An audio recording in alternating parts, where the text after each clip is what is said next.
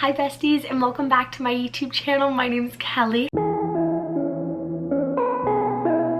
Hi, if you're new. Today, as you guys might have read from the title down below, I am sharing with you guys what I want to read this October. I have so many books that I really want to try and read, and I wanted to film a video all about this. I recently have dabbled into booktube on YouTube, and I'm completely obsessed. I love to read and I love to make YouTube videos, so I'm like, why am I not making book videos? So I hope you guys enjoy this video. It's going to be my October TBR, which is October to be read, so like all the books that I want to read. I hope you guys enjoy this video, and if you guys have any book recommendations, if you guys have read this book or want to chit chat about books like this or similar or recommendations, I love chit chatting with you guys, and I do read and respond back to every single comment in the comments down below. But I'm so excited to share these books with you guys. I haven't read any of them. I got started in one of them and I just thought I'd share it with you guys, so if you guys are into reading or need a good book recommendation, this might be fun. I haven't decorated for fall yet, but I wanted to include some like fun fall spooky books. So the first one that I'm starting off with is A Good Girl's Guide to Murder. I just picked this up, and you guys, I've heard so many people talk about this book, and it's one of the best sellers. I think it's a young adult book, but it sounds really good. It says this is a story of an investigation turned obsession, and I just thought this would be really good for like spooky season. Pretty and popular high school senior Andy was murdered by her boyfriend Sal, who then killed himself. It was all anyone could talk about. Then 5 years later, Pip sees the tragedy still haunts her town. Now a senior herself, Pip decides to re-examine the closed case for her final project, at first to cast doubt on the original investigation, but soon she discovers a trail of dark secrets that might actually prove Sal innocent, and the line between past and present begins to blur. Someone in Fairview doesn't want Pip digging around for the answers, and now her own life might be in danger. Doesn't that just sound like a good spooky, like cozy in your pajamas kind of book? I don't want to say any spoilers, but I think it's less than 400 pages.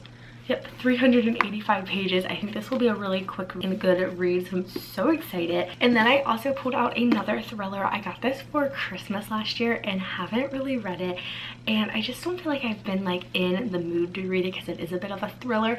It's called The Paris Apartment by Lucy Foley, and she was the author of The Guest List, and I read this a few summers ago.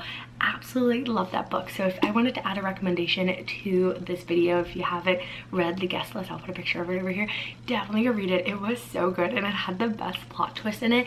But this is a book about a girl named Jess. She needs a fresh start. I don't know if I should read all of this to you guys or not. This is my first video doing this. Anyways, she goes and stays with her half-brother Ben, who lives in Paris, and when she gets to his apartment, he's no longer there, and all his neighbors aren't super friendly, and she's trying to figure out what happened to her stepbrother Ben. So it's like this huge mystery, and I just thought this would be, again, really great for spooky season. I'm not a huge murder mystery reader, but I must admit I do like them, but I'm definitely more of a romance girly, so hence the romance books. In my last video, I talked about how I just picked up the second and third Summer I Turned Pretty books. I read the second one already. I don't want to give any spoilers, so if you haven't read this or you don't want to hear about season 3, I would just like skip. I'll put a timestamp on the screen. But it says, if only summer could last forever. Her whole life, Belly has been in love with the Fishers. Susanna was like a second mother to her. Conrad was her first love, and Jeremiah was her first real boyfriend. Now after 2 years, Jeremiah gets down on bended knee and offers Belly what she has always wanted, to be Belly Fisher. As Jeremiah and Belly head back to Cousins Beach to plan their wedding, Conrad comes home to tell Belly that he's made a mistake when he broke her heart. Now Belly must confront her feelings for Jeremiah and Conrad and face the truth she has possibly always known. She will have to break one of their hearts. Okay, I am so excited to read this. I'm probably going to read this first just because I've been reading this series for the last month, and the first one I really liked. I feel like it's so different than the TV show, and honestly a little less romance than the TV show, which I guess is kind of to be expected. And into the second book was where I'm like, okay, here's the romance, and I shipped her and Jeremiah, which when I watched the show I was totally Team Conrad. So I'm hoping this book switches me back into Team Conrad, because I always really liked him and like how he is, but in the book he just didn't do anything special. So I can't wait to read this. Then I got totally influenced with my next 3 books. The first one is Twisted Love. I've heard so many people talk about this on Book Talk and BookTube, and it's about this boy named Alex and this girl named Ava, and goodness, I don't know what happens to make it, and I guess that's the whole point of the book, is to find out what happens. But initially, Alex is Ava's brother's best friend and her neighbor, and he starts to take care of her after something tragic happens. And I think it's supposed to be like a real romance book, because it says when he's forced to look after his best friend's sister, he starts to feel something in his chest. I feel kind of funny reading that out loud. Like, you know how some romance books, you're like, okay, I don't know. But I'm so excited. But supposedly there's this huge tragedy and a broken past that you read about, and I couldn't be more excited because there's a whole series.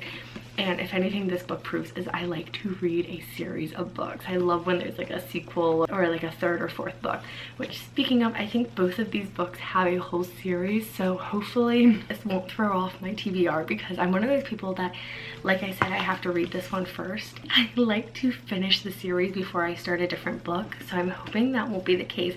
But I'm already 40 pages into this one and I haven't started the third Summer I Turned Pretty, so maybe I can read multiple books at once.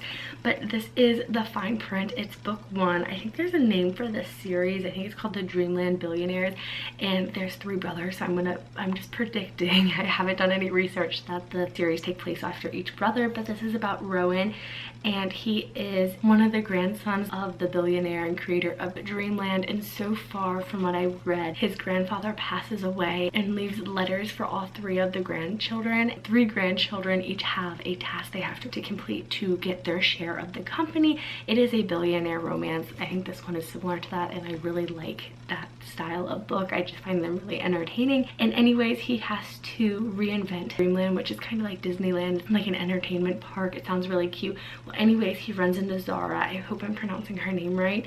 And she works there. When they first meet, she doesn't realize who he is and kind of tells him how she feels about the company, and he's like, oh really? And then he's like, I could have you fired, because he thinks that his company's great and she doesn't. And anyways, they end up working together, and I think they catch feelings. So I haven't got any further. That's just like this little summary, but it sounds really good. And I'm really excited because when I was reading the intro, I want to say Declan, the oldest brother, his story sounds really interesting. So I hope that's book 2, because I can see myself totally reading all 3 of these books. And then the last book is King of Wrath, and this is another billionaire CEO romance kind of book, and it sounds really good. But basically it is an arranged marriage, and she's really sweet and wants to help her family, so she agrees to marry him, and he's to get engaged because of blackmail, and then they end up catching feelings. So I'm really excited to read this. Now this is a whole series. It's book 1 of the Kings of Sin book. I've seen this at Barnes & Noble, so I'm just so excited. These are the books that I want to read in October, so if you have read any of them and like them, let me know in the comments down below. If you guys like these kind of videos, be sure to give this video a big thumbs up.